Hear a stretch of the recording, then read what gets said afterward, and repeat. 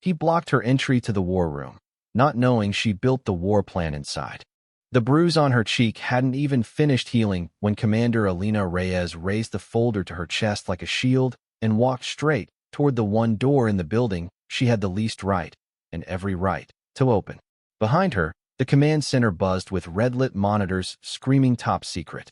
Ahead of her stood Captain Daniel Cross, palm flat against the concrete wall beside the war room sign, blocking her path like she was a stranger who'd wandered in off the street. "You don't have clearance for this room, Commander," he said. She had written the plan inside it. "Before I tell you what happened next, tell me in the comments where you're watching from. I love knowing who's listening."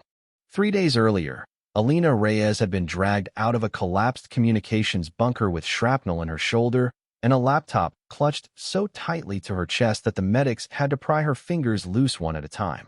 She hadn't spoken about what happened in that bunker. She hadn't needed to. The bruises told half the story, and the folder in her arms told the rest. Coordinates, timelines, contingency after contingency, built in the dark while explosions rattled the walls around her. She had built it because no one else could. She had built it because if she didn't, people were going to die. Now she stood in front of a man who outranked her by 2 stripes and understood none of that. Cross wasn't cruel. That was the strange, aching part of it. He was tired and scared in the particular way commanding officers are scared, the fear of losing men, of trusting the wrong voice at the wrong moment.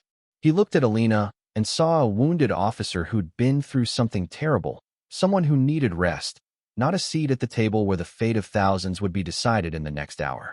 He didn't know her name was already written on the cover of the document sitting on that table. He didn't know because the intelligence had passed through 6 hands before it reached him, each one stripping away a little more context, a little more truth, until all that remained was a stack of paper and no author. "Sir," Alina said, low enough that only he could hear it, "I need you to let me in. I need you to trust the process," he answered, and something in his voice cracked just slightly, betraying the exhaustion underneath the order.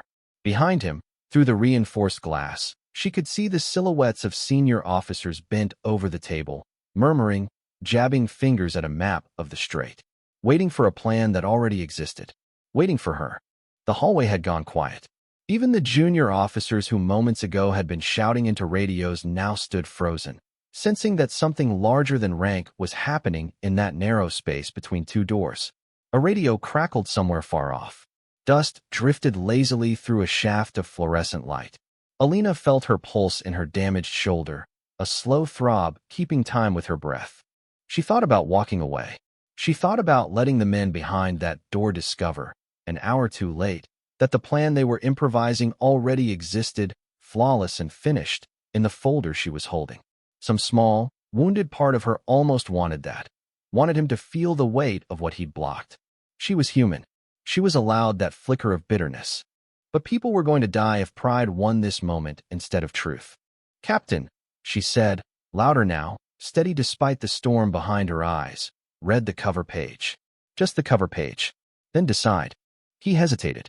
Around them, the hallway held its breath the way a held breath holds itself. Tense, coiled, uncertain which way it would break. Cross looked down at the black folder pressed against her chest, its stark red stamp catching the light. Something in his expression shifted, the first hairline crack in his certainty. He took it. He opened it. War Plan, authored by CMDR A. Reyes. The silence that followed wasn't empty.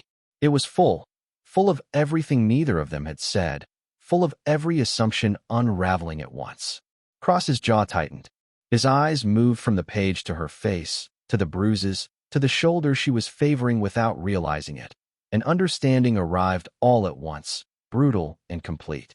"You built this," he said. Not a question. In the dark, she answered, while the ceiling was coming down.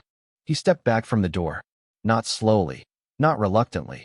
He stepped back the way a man moves when he suddenly sees clearly, and pushed the door open himself, holding it for her. Inside, the room fell into a hush as she entered, officers straightening, murmurs rippling outward like a stone dropped in still water.